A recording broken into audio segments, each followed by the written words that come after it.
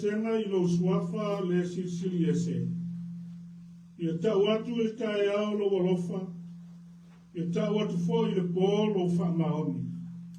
It is good to praise the Lord and make music to your name, O Most High, to proclaim your love in the morning and your faithfulness at night.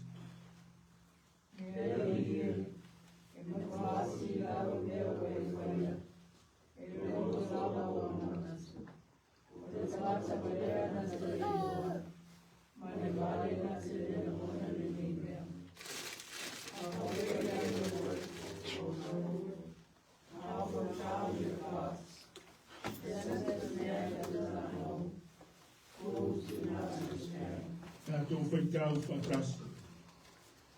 Au oere e lie, lo sili oi e whakawau.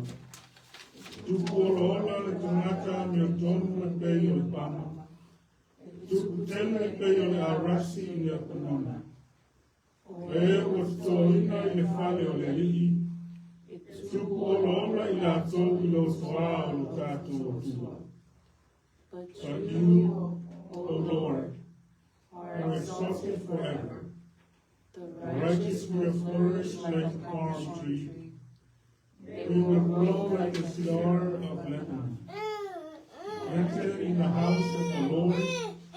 We will flourish in the courts of our God. Tato stop. Yoel e tua. O le anganga ma le whatua tua fo I nā o mātou tangata I lau fi. O wā o lau fi o le pongai ma le mafu anga o lo mātou woga. O le poto mai fo I leo lau e kalesia mo tangata I le neitai au fou. O e fo I mai ia I mātou. O le mātou te talo e ala I lo ngana pa I. A whio mai, e whātumu ina lo mātou ngāo, lo tumu a toto. A pa ia ina le neisa uninga a toa mo mātou tangata. Ma whai ai o na mātou wofo ina atu le neita a po inga. I le nganga ma le wha maoni au. O mātou wala au e ala I lo suafa Yesu. Amen. Ia tātou vi atu I le tua I le pese lua se laus fuma le lua. Lua se laus fuma le lua le pese.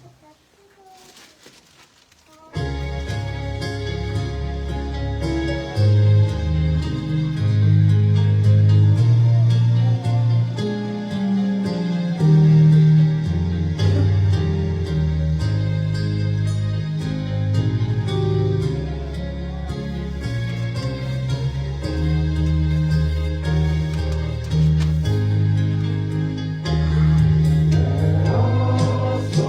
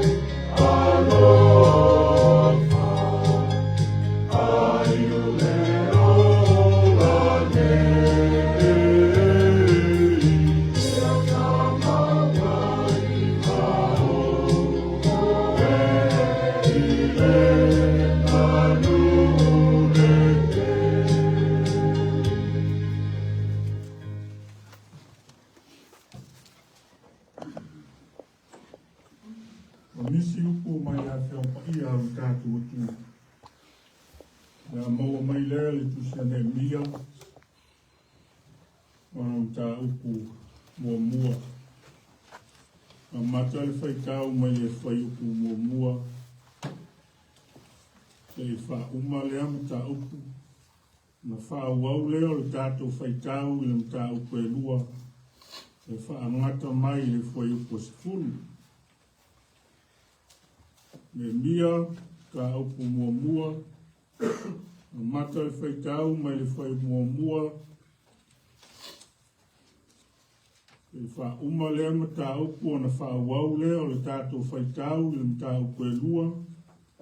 Whai mua wha ngata mai le whai upu sifuru. O le a tātou whaitau whelafua i ai. Wha whonga maia nisi upu a whionga o tātou utu. O upu ane mia le atali i o hakalia. O le lua se fulu o tausanga o le masina o kiselu na owi susana i le maota. Loma i leo o mani, le tasi o uso, o ia minista hasta maista, no si atu ai lea ia te tato, e keo sa i ta, toe pata. Wha pēr mai leo i atou i a te au. O e tutoe, o e na tutoe o e tāwhianga o iai le tu malo. O tele le pupo ngā ma le ngau ngau ina o i latou. O soloia fo i le pā o Ierusalema. O wa mū o na pui i le afi. O ka rongo i au pu, no na whai le ilamo, no tangi. Pano no iniciaso, mana pongi, matatawa i umo le atua i le langi. O whape atu, leli ie le atua o le langi. O te aio i atu oe. O le atua silisili ma le matautia. O le tausia le whiangainga ma le alofa i a te ilatou oe alofa atu i a te ia. Matausi i ana polo inga. E whakaponga mai, ma e sila mai o koma, na e whakaponga i me talo alo o konga. O te talo atu i nei o kuma i ao e o mai whananga Israelu o aua. Ma tau atu i ansawa le whananga Israelu. Ma toa ansawa i a te oe.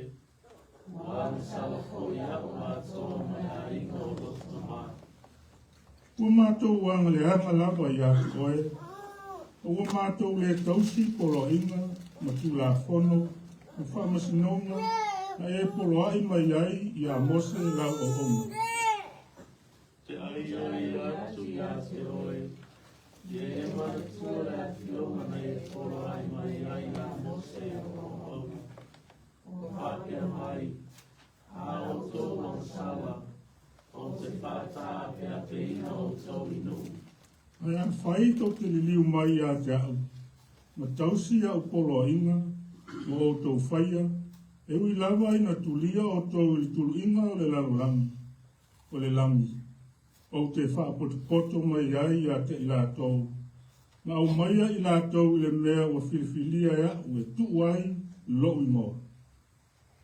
Lenei, wawa o mai e malonu, o e whaua i mai lo mana tele, lo a malosi. Leali ie, o te ai o iatu oe, i e whaafonga mai i le talo a au lau au auna. Ma te talo au auna, e fia ma te tau i lo kuafi. Ma i e whaamanuia lava i lau au auna i le aso nei. Ma i e tu mai i a te au, i a lofa ina i luma o le nei tangata. A wāsa whai au ma tautu waina i le tupu.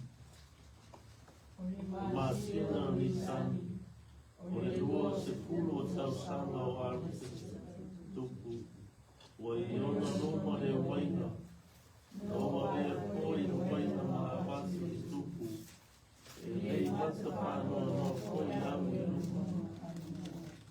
Na whai mai leo le tupu ia te au. Se ale mea ue mata whaanoa noa ai. E le ai so ma. O nā o le whaanoa noa lava o le roto o le nā. O na o matua fefe ai lava lea. O whate asu le tupu, ia soi fua e whaapau le tupu. Sa mea o te le whaanoa noa ai. O lo whatapu na ina le ai. O le mea o iai su mau o tama. Mona pui pui e whao tia i afi. Whapea mai leo le tupu ia te au. Se a e le mea e te manao ai. No o te talo atu lea i le atua o le langi. No whai asu mea i le tupu. E a whai le lei le tupu. A whai koe i a lo whai la o ona. I e a wina kua ni. I a ai e a i tu mau o tu maa. I a o tu toia. Whai mai leo le tupu ia te au. Lo nofo fo i ona tawhara na masiofo. E fia po ea o lau malanga. E te toe fo i mai fo i a fea. O le lei fo i le tupu. Na ia wina mai lea o au. Na o tupu po fo i a te ia. O whai asu le tupu, a whai le tupu. Ia au mai usi a te aro ia li e kure i o wha, vai tape.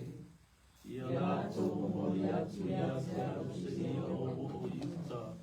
Ma se tusi ia asafo. Le leo le vao o le tupu. Ia o mai ia te au o la au e whai ai wha lava o whai tutoa o le olo o le fale. Ma le pā o le ai. A toa ma le fale o te aluane i ai. Na tu mai lea le tupu ia te au. Tusia ma le au alofa o lo watua na ia te au. O atu ia li e kure i ona salatu o vai tape. O atu ia te tato susi atu. Au ina mai fo i lahu e le tupu e ave au. Ke tiri soto noa. A tau whaitau whaatasi ma le whai upo e se fulu. O Alomo e sani pālata o le orono. Tō via le au auna. O le sā mori. O sāu le tangata e sā iki i se le lei mo le whanaunga i Salatielu. Mana matuati i ngā tele lawa lea o la hua. Ia whaamanuia tele le atua. Ia ngā whiompa ia sa tātou whaitau na whaalongalongo i ai. Ma ia te ia pēa le viinga le whaamanu ma le whaanetanga. Nei maso uma e o i le whaavavau lava. Amen. Ia tātou koe pese ma ia le atua i le pese se lau luas furu ma le lima. Se lau luas furu ma le lima le pese.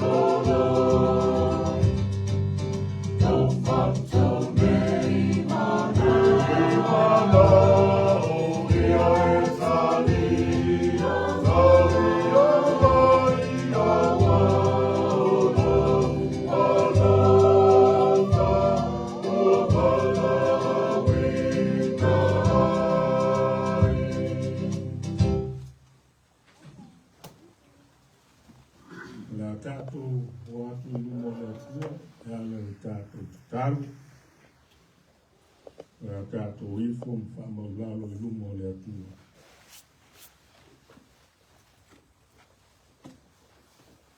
Le atua, le ali o le ola, o lo mātou ta mai whakawau.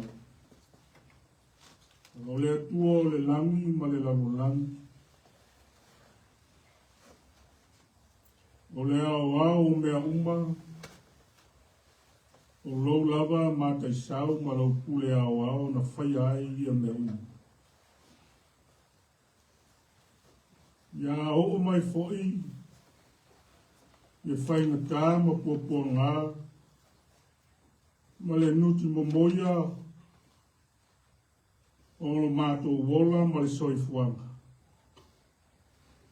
Na mātou te sā ili lava, ma o atu I o luma le ali I. Aua o le fisota inga lea o mātou tangata ma lau whanau whatuatua. Mātou te fisota I lau o fia ala I talo talonga. E vi ia ai ma whaaftaia lau o fio ma lau silisi esi. Loa lofa tele mai I o mātou tangata. Aua o ai mātou te o I ai, ua na o lau o fio lava le atua o le puna o mea le uma, o le puna o le ola ma le manuia o tangata uma. Tangata uma na e whaia I lou lava whātusa pa ia, ma e fo ina le ola ma le malosi, ma e wha manuia, ma ngā lulue ma wha fo I atu le vi inga ma le wha aftai. A o le wha manu e wha nene e ina la o fio le atua silsiliesi. Ia o le nā le poto mai o lau e kālesia ma o tangata I le nei tae hafo. Tae au pa ia, tae au tutoa o lau fio. Se o mātou sulaina, loa lofa tele mai, e ala I le nei tāpua inga. O le anganga o le vivii ma le whaaftai I lau fi. Whaaftai tele le atua I lau tausinga, mawalunga I pea le awina, o le soifua manuia I te mā matina mātutua o lau e kālesia. Lona au te lenga se I o lava I ngai whaina witi. Aua I umanuia fo I le nawa yaso, ngā luenga sa whea ngai ma lau whanau ngā lulue so se whale whai ngā luenga, company ma business. O o ngā le whanau na watu ai whale a onga ma toi fo I manuia I aina. Ia o fuafuanga ma lawa singa a inga taitasi mo mātou tangata. Ia o le tāpua inga manu fo I ta māmu ki ngā mātutua. Tonu o mātou whale ma aina. O lunga fo I o awala te lo vave sa au ia. A whea wai ai lau whanau. Letu. Mātou tali tonu lava na lesia noa lau fio mai mātou. Ai longa mātou te au lia, te nei tai au fō mātou ngofi. Pāwhitai ta mā. Pāwhitai lau tau tita au tau tenga mātou ngofi. Pāwhitai loa lofa la rea, ma lau pui puinga iai mātou uma. Aftai le tele ma le ano noai o louta mao ai. O louta sia, a meise o au mea alofa SS. Wa e wha manui ai li tangata, ma lue ai. A tau nuina ai o mātou kiute ma whaiva o le vala uina. Tofi vala uina ai li tangata. Tawa lunga o le mātou whaaftai le atu. Lo lava al pelo Yesu Keriso. O lea na saunia. O lona soifua ato toa. O mato maua ai le whaoletanga. O le ola fau. A le ola e whaavau e saunia mo I mato e ala I atei. Tu mau I lau fio le viima, le whamanu ma le whanitanga. Nei mas uma e o I le whaavau. Le atua, ua tele lava lo walofa mai. A ua le tusa ai, ma so mātou tali atu I lau fi. O tangata le ato toa. Tangata o le fotu o anga mase. Tangata e fe fuli tua. Mai lau fio. O mātou o atu le neita e au. Whai mātou masui o lou atu nuku mau tangata. Mātou te wha mau lalo ma whato ese atu I lau fio le atu. I o mātou wanga, I o mātou wā mionga, so mātou a o nanga le lava, le ato toa. So mātou le wha maoni, tiute wala winga. Ani o mātou tautalanga ma whaupunga le longo malie I lau whaafofonga. Malangona o lau whanau. O mātou o atu whaatasi o ruma le neita e au. Whaamangalo mai lo wātu nuku. Whaamangalo au e kāresia, whaamangalo I mātou umalava le li. I o mātou whale tonu. I o mātou se o mātou wanga salai I o ruma. Vea ia le toto pa ia, ma le tino pa ia o lo mātou ali o Yesu Keriso. O lono maliu ma lono toe soifua manu malo. Ma ngalo ai I mātou umalapa o lau whanau a amasala. Le atu, o ai ea e suru whai ai lau whanau. E a o mai whita ma puapua ngā o le soifua. E nutimomoia ma le whaaleanga ina o tangata. E le fili ma na au. Le whātua tua o maua lalo. Ua mātou le talitonu ai o lo soifua laufi. E ua whaia pēa le manao ma le loto o le tangata. E mātou te sa ili lava I lau fio le atu. Wa o lau fio le puna o mele le ina. O lau fio e toa I ai, le vai ma le ato toa o le tangata. O lau fio e fale I ai o mātou mana o.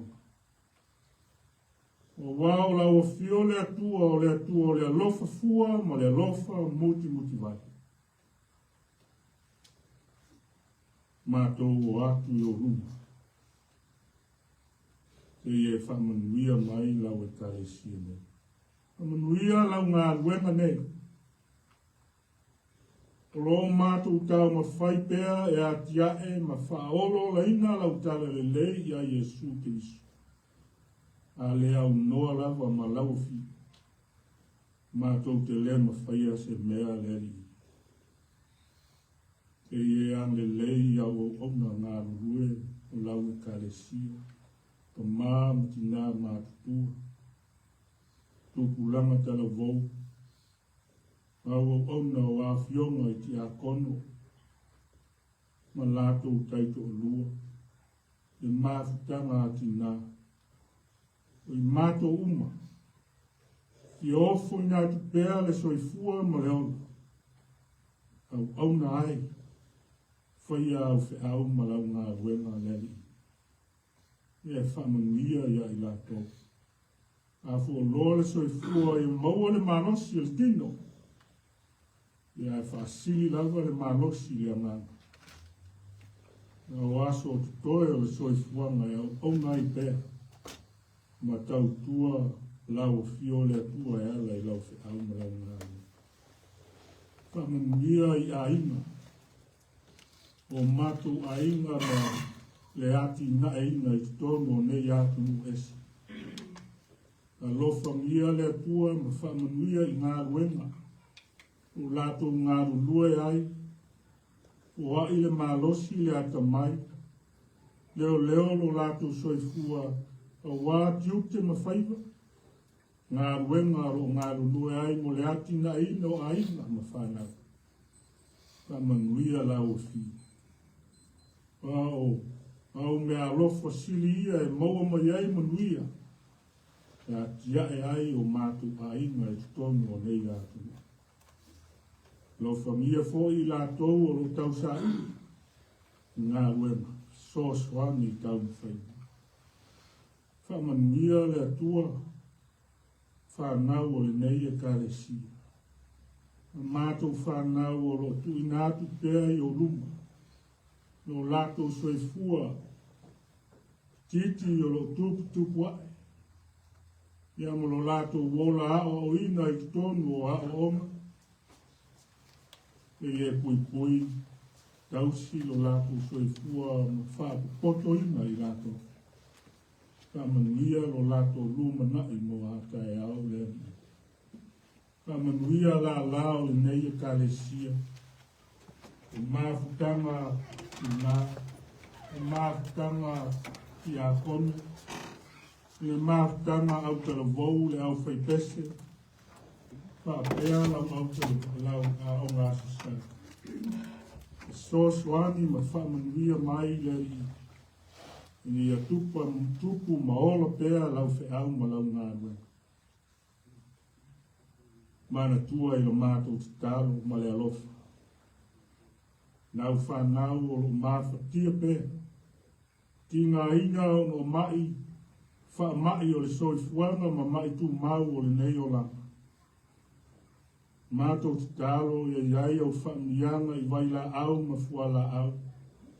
Amanuia fo i tong fitinga lo a wala ati a au a li imata mai tai fo mai a maua lo lato wata mai. Amanuia ma siasi atu lo mana wha maroro. Ia toi wha fo i ma wha fo si ai le malosi fo.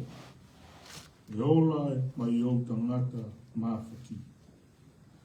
Wha mawhana whana ma wha maise le nganga o lau a fio i a inga. Loto wha vau ma le wha noa noa. Ono mawhtanga pele o motu sia leoti. So swami le nganga o lau a fio le atu. Le ngalo le mato te talo sa moa. No mato painga ma whainga malo. Whainga nuku le tu. I e alofa mi. Ono taitai. Alofa nia o mato painga ma whamanuia le tu. Soa soani foi le tua ma whamanuia i au e kalesia. Au auna tofia o valawina. Tai ma tausi le ola whale nganga o lau whanau. So se e kalesia ke usiano. Ang le leila ofi. O ai le mau tele le malos, le tino ma le nganga. Wa le ina le ola whale nganga o tangata. Mo lo malo e whaua. Pamanuia ia onga whawhaife au lo au tauina ai lau whanau. O wā lau tala le lei. Ang le lei ma whamanuia tau ma whaina uma. Whamanuia lau ngā ruenga whamisionale le lalolang. E soa soani lau nganga ia au auna tala. Ia maua pēa a nganga i tele mo oele atua ma lo maho. E iai fuafuanga ma lava singa o lau e kalesia nei mo le lumanai. Whapea foi lau pulenga, lau matanga luenga ma le kalesia o le te talo le atua. e awa li tia e o awa lofa me uma. E umanui ai fuafuanga uma, ai e tele pea le vi inga o lau fi. E alu o lau tala le leile ne yaso, e alu mo le mana. E keimi o iluma mātou whaalonga longo e te upu mai lau a fiong pa ia. La unga lau fio le atua, e ala i lau au auna whatawa. E mātou whaalongo ma le manino au e wheta lai mai. E au ma ngā wenga ma fuafuanga ma lau sino le neiva yaso, ia iai lo file mu mo lo manuia. I lunga o lau whanau mai mātou uma. E ngalo fo i le mātou te tala. Le pangatia, le puapua ngatia, ma le maftiama o tangata i le lalo langi le atu. E pule whatangata ma le pusau wā. O le o taitai i lea mālo, ma lea whainga mālo, le atu. Ke ie ang le le. E iai lo nganga e toa file mua i me uma. E so swami i lau whanau whatutu. E ie ang le lei ma whamanuia. E olo mate la ina fia ai ma fia feinu i so se vai panoa le lalolangi. E olo fia maua se mea no nofo ai. Kang le lei ma whamanuia atu a o lofo o lau fio i ai lato. O le mātou te talo le. Ka tasi ai ma te talo leo le oa a lau whanau ma utangata. O mātou wofo i nātu le nganga whatutu. Ia whai ai pēa lo lawa whina ngalo. Kai aua lava. So mātou whatau anau. Lo lawa swafa Yesu le li ma le whaola. Ua mātou te talo atua i nei. Amen.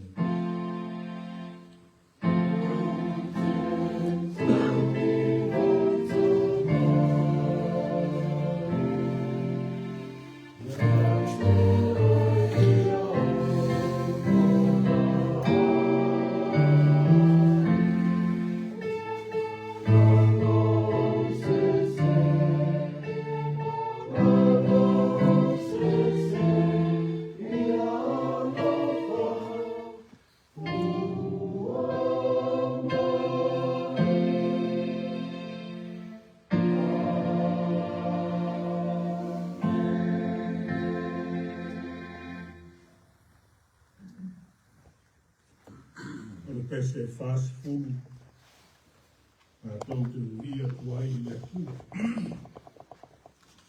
faz fogo pes Hallelujah.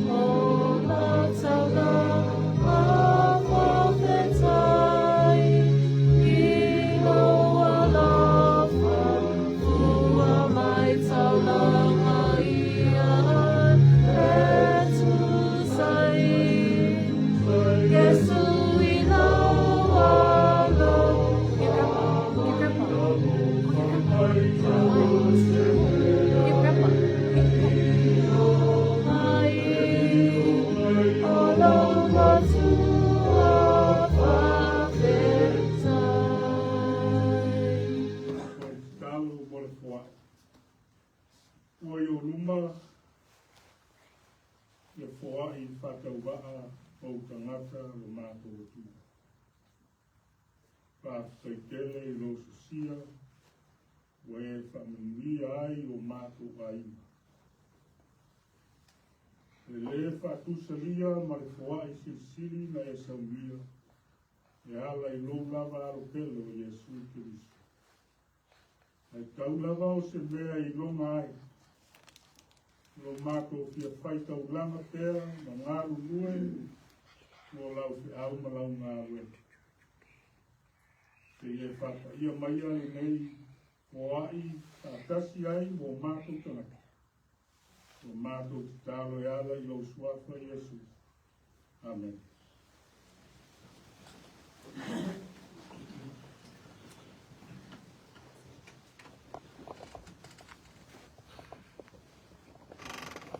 O le tātou launga I le suafa mamalu o le atua o le tamā, ma le alo, ma le anganga ka ia. O le matua a whiwhilia o le nei aso sā. Maua mai lea I le foi upu e whā, ma le foi upu e lima o le mta upu e lua. Le tusia le mia lea sa tātou whalongolongo. Whaitau iai. O le au toe whaitawina. Nā whapea mai lea o le tupu ia te au. Se a ea le mea e te manao ai. Nō te talo atu lea I le atua o le langi. Nō whai atu lea I le tupu. Pe a whai e le lei I le tupu. A whai foi e te alofa I lau au auna. I e au wina atu au I uta. I le ai o iaitu ngā mau au ta mā. I o to e whai. Remanatu au tu ai e la unga I le nei asu sā. O se a ai nutimomoia. O se a ai nutimomoia. A broken city. O le au te lenga o le tusi lea o ne mia. O se a ai nutimomoia. O tangata ua whaatawhia ina. O se tautu waina ma le wha moe ma le taito nunga ma maututu e taita ia le anganga o le atua. O se alofa lo loto mo le nuu ma tangata o le atua. Mai no ua whaalongo ne mia le tala. Na o atu ia te ia le malaia ma le puapua ngā o sayuta. Oe no nofo I Jerusalema. Oe na tutoi le taimi o le tāwhianga. Ma le soloia I lalo pā o Jerusalema. Sa matua mawhatia le loto o ne mia. No nofo le o ia I lalo. Tangi ma whanoa noa I nai aso. No ia na pongi ai lea ma te talo I luma o le atua. O le whailonga.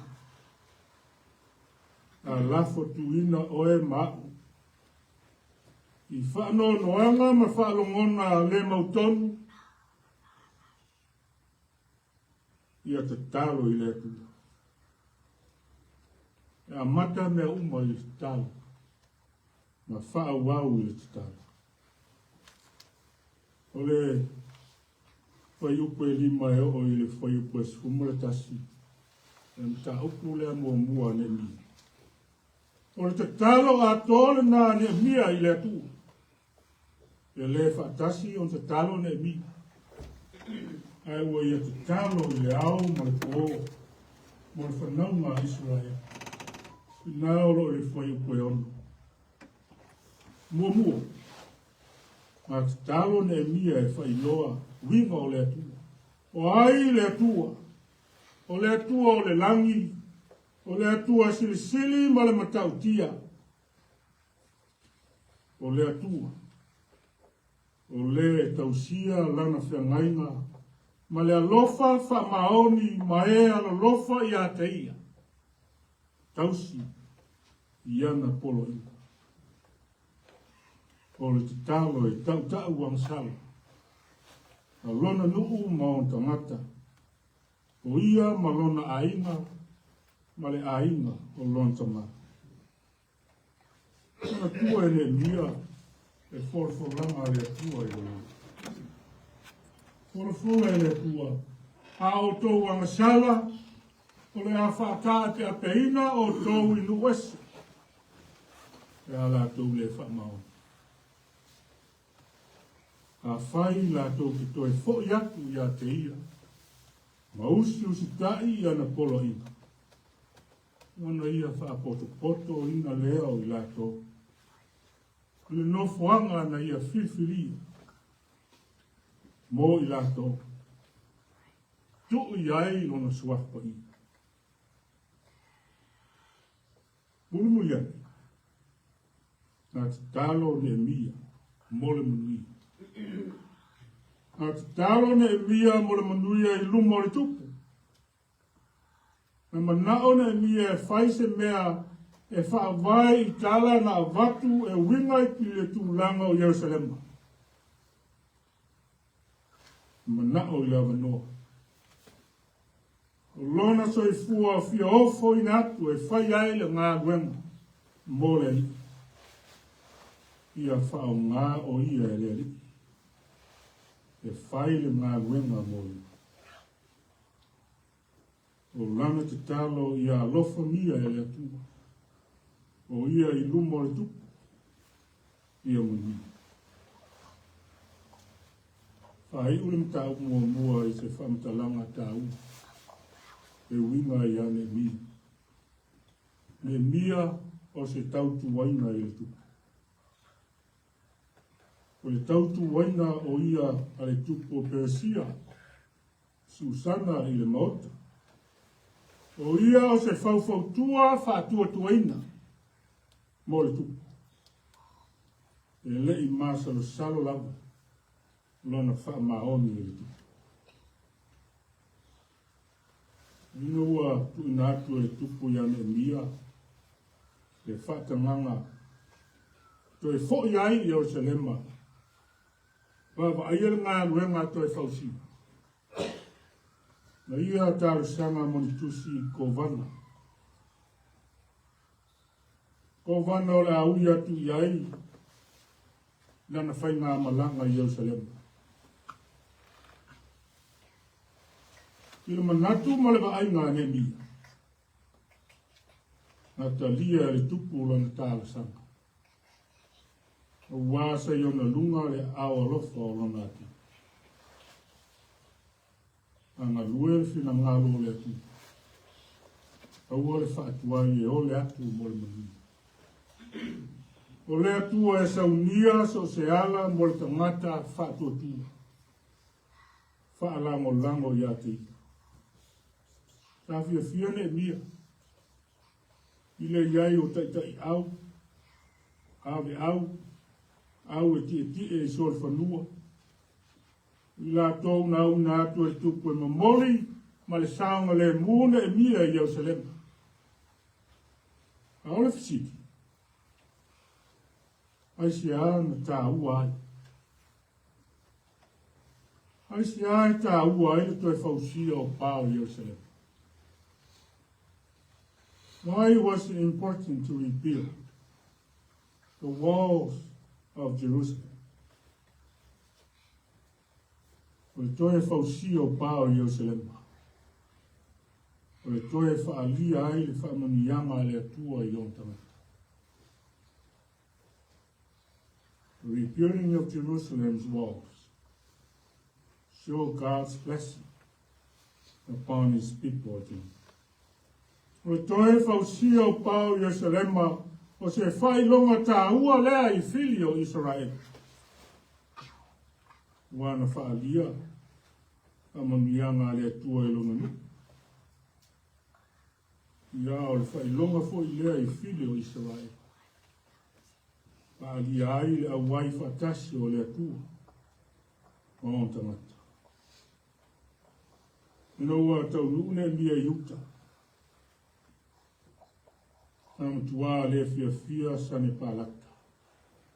Sane palata o le kovanga le au Samaria. Ia mai tangata leo tō via o le au sa amuni. Ino wa sause tasi e sosoani. I le whanaunga Israel e toi whausia pā o Jerusalema.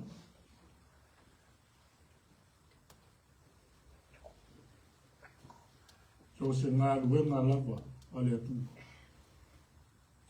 Le atiae. So se ngā ruenga fo i a le atua e toi amata. Tau amata. Fou le ngā ruenga. E iei lava le fi. Mana au.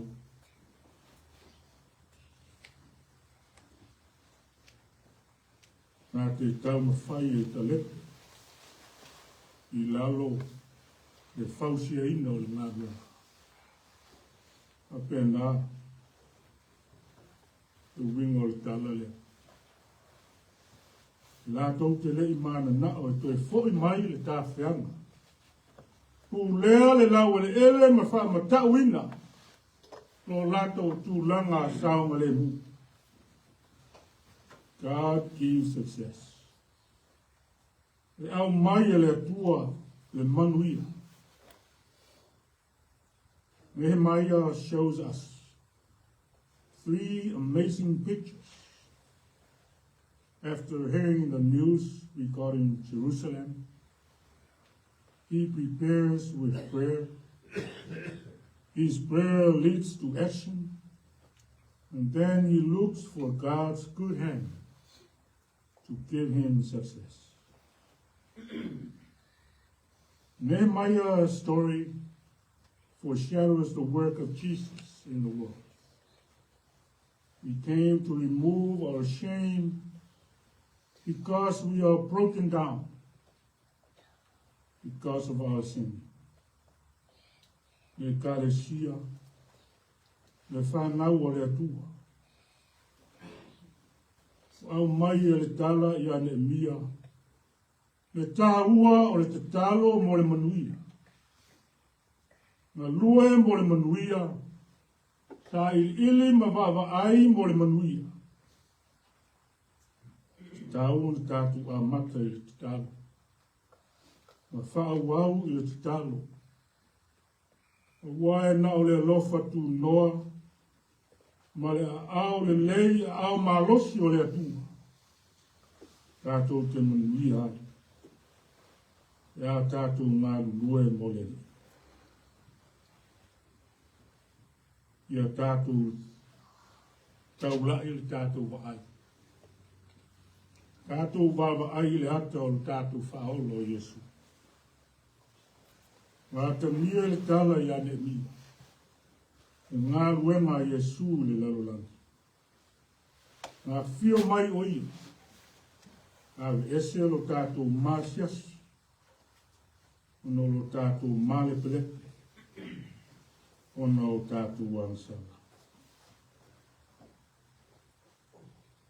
Fo ila mātanga o whio le tala. Tala e au mai aile lui tau.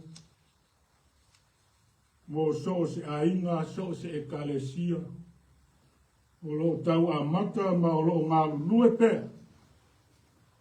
Whauau se ngā ruenga. Au se ngā ruenga e vi ia ai le atua. Ngā ruenga mo le atua ma lon whenua. Ngā whio mai lo tātou ali. Male fuafuanga o loto e toi fuatai. Toi fausia tātou moi.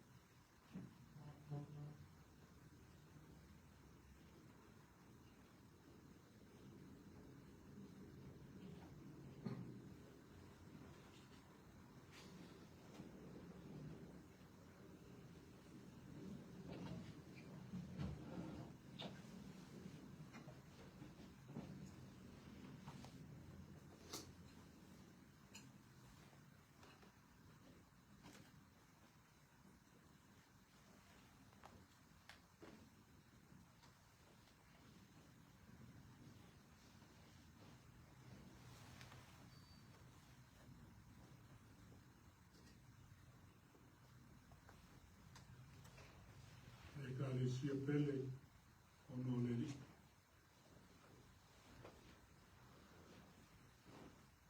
A fonga mai ai upu. O le whātununga o le tariswanga pa ia o le tātua i o Iesu Kristu. Lei ona maua ai mai le apostolo pau. Wau foi o mau mai le li le mea na o tui nātu ai i a tau tau. Le alawa pō na whaalaka i na ai le li o Iesu. I e tango ai le areto ua i a whaakai. Tofi ai lea ma whaiaka. Nā tango ia i nā ai.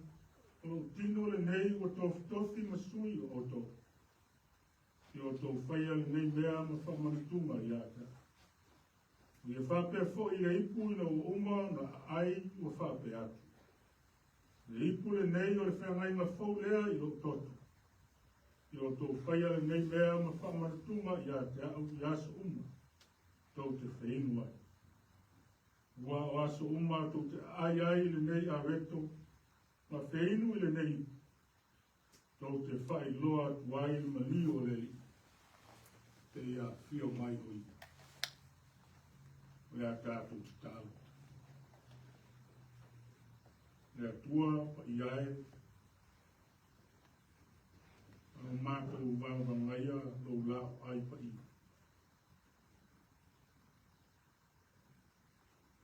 O le whatusa, o le tino pa ia, ma le toto pa ia. O le mātou li o Iesu Kristu. Ngona lava lo mātou māsiasi. Ono i mātou o te ngata ana sala i lau se le whanaka. O mātou ole atu i lau fio a fio mai. A mā ngalo i mātou uma. Fio mai e ala i lo ngana. I lunga o au mea lofa sili o le areto ma le wai. E whapa ia ina a toa mo mātou tangata. Mātou wāla au e ala i lo suafa Iesu. Amen. Lea lewa pōna whaalata i ngai le li o Iesu. I e tango ai le areto o ia whaaftai. No tofi ai lea ma whai atu. Nā tango ia i nā ai o lo tino le nei o tofi masui o tō. Whapea fo i le ipu i na o umau na lato ai o ia whapea atu o le ipu le nei o le whangainga fau lea i lo toto. I o tō whaia le nei mea ma whamanatunga i atea. I asa uma tō te whainu ai. I o tātou tālu o le areto ma le waina.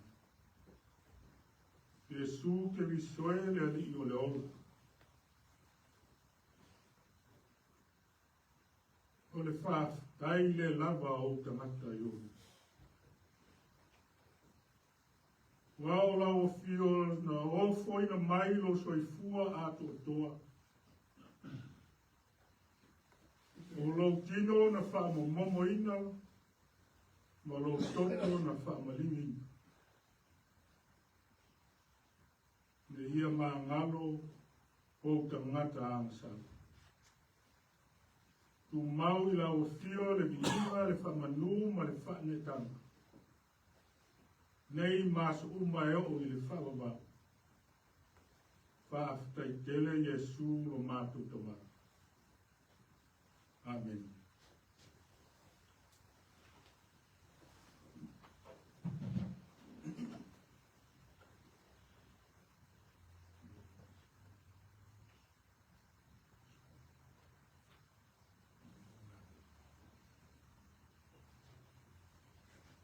Mawai a reto, ta office o tātou talia whakasi.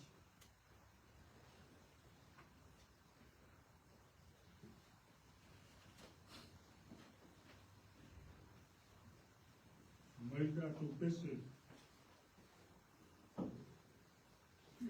O mai le nei vai fu, ai o no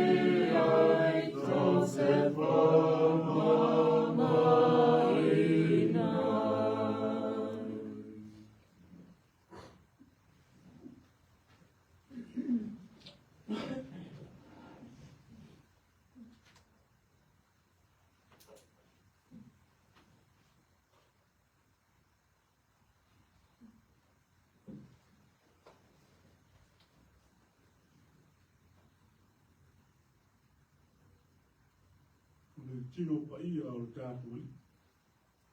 O lona whātusele, whāmomomo ina, o le whaamangalo ina o i tātou. Nā tau mawha ia i ai ma le nganga whaafukai.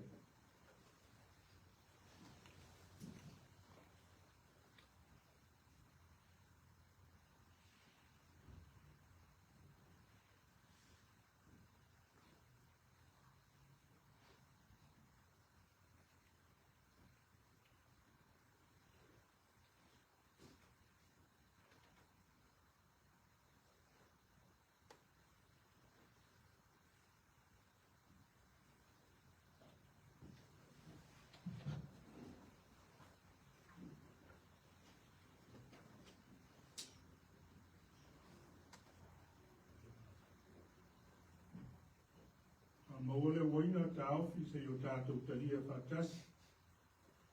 Ne toto paia o lo tātou walina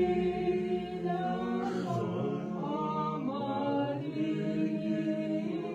tātou olai. Ne toki o nalea e mamaloi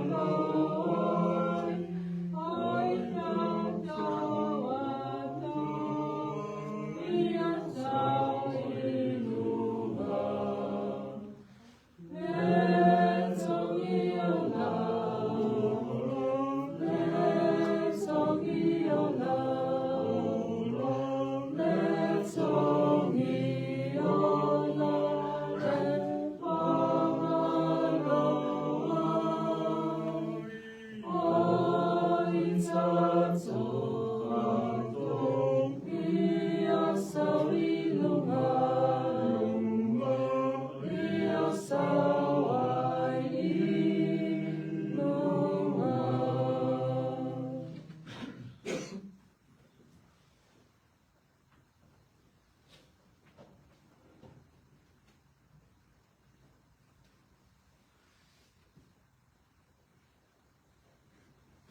Whatusa o le toto pa ia o le tātua li o Iesu te miso.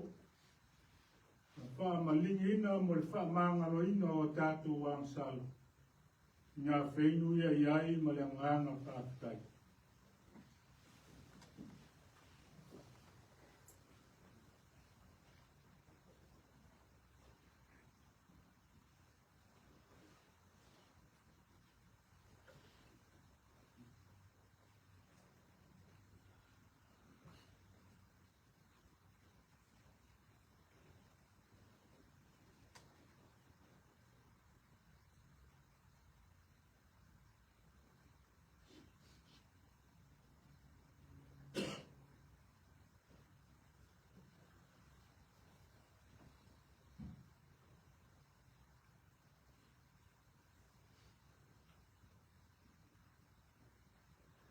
O le tala i ane mia.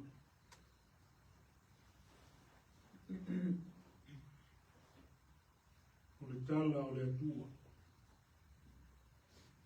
Tala o Iesu morona alofa.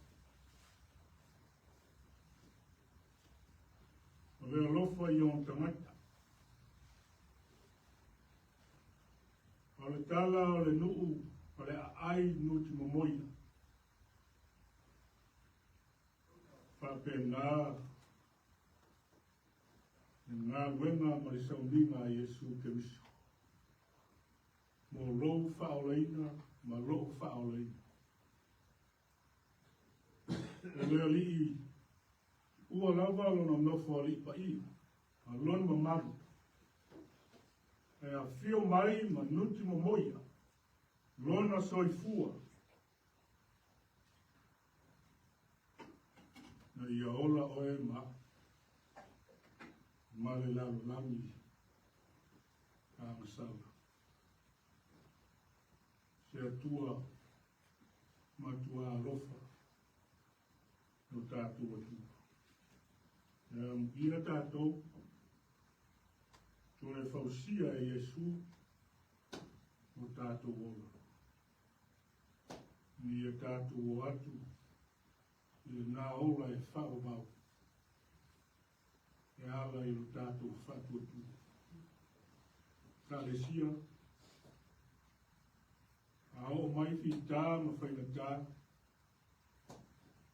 a nutimomoia foi, lo soi fua mo lo tātou ola i le whiau me ngā ruenga le tu. Tātou tālu. Sa ili i le tu. E peo ne mia. Tātou tālu. Le tu. Sisi ese la o fi. O mai ona mātou whātau nuina. Lau polo ina. Mo le au keo siano ina. E ala i le neisa o minga. O le whaamantuna. A le tali swampa ia a le mātua i o Yesu. O le tālo i loa ngāna. E a fio mai ma whaamanatu mai pēa i a le mātua. E soifua ato e toa o Yesu. Na ma lepe ina ma whaaleanga ina. Na ia maangalo e nutimomoia o mātou tangata angasa. O e to e whaafosia, to e whaafowina i mātou i loa lofa tūma. Taita ina pēa i mātou i loa ngana, e ia mātou ola malangona ma mana tua pēa. Lea lofa lea whātua o ia lea o mātou i o Yesu. Mea ua le uma o le nei aso ma le nei saunima. Pa maa ngalo mai i mātou lau whana. A o le mātou talo lea latu lo suafa Yesu le riki ma le whao. Amen.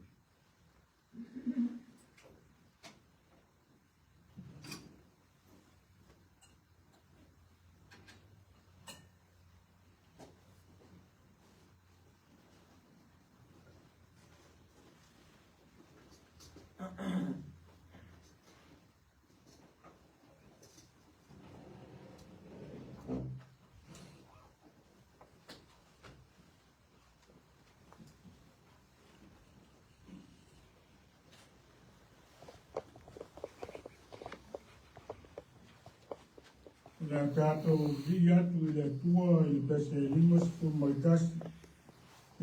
maritasi le pese.